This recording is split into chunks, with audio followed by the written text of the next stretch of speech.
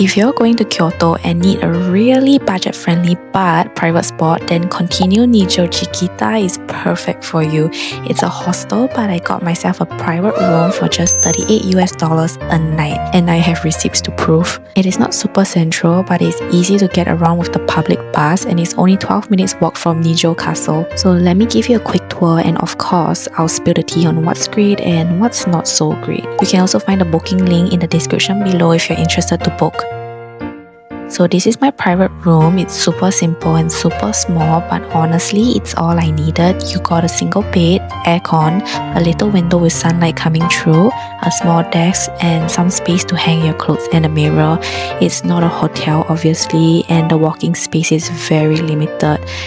And the door doesn't cover all the way through to the ceiling, so there's some gap and you can hear people snoring sometimes. So I really don't recommend this place if you are very sensitive to noise, but they also provide free earbuds, so that's a plus point.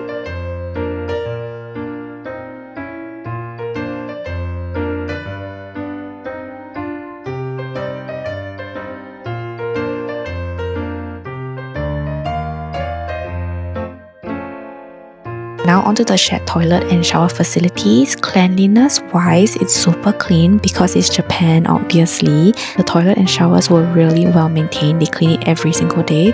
They even provide shampoo, conditioner, face wash and body soap. Definitely hostel style, but there were a few stores that were not available for use during my stay, but I never had to queue up or feel grossed out as there are ample toilets and shower facilities in the building.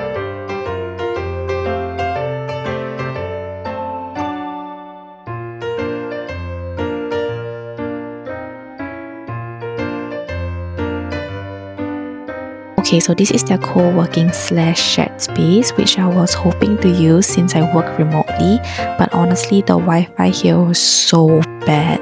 It's fine in the rooms, but I think because their shared space is located at the highest floor, the Wi-Fi couldn't really reach the top. And this is their little pantry. You can't cook here, you can only use the microwave. The hot water dispenser works sometimes, but it was down most of the time.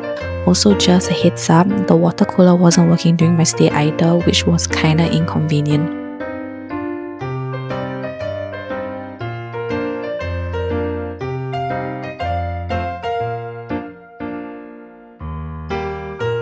They also have coin washing machines and dryer facilities, which I didn't use. And if I'm not wrong, they also don't help you to change your notes into coins, so take that into consideration. But there's like Family Mart and lots of convenience stores nearby.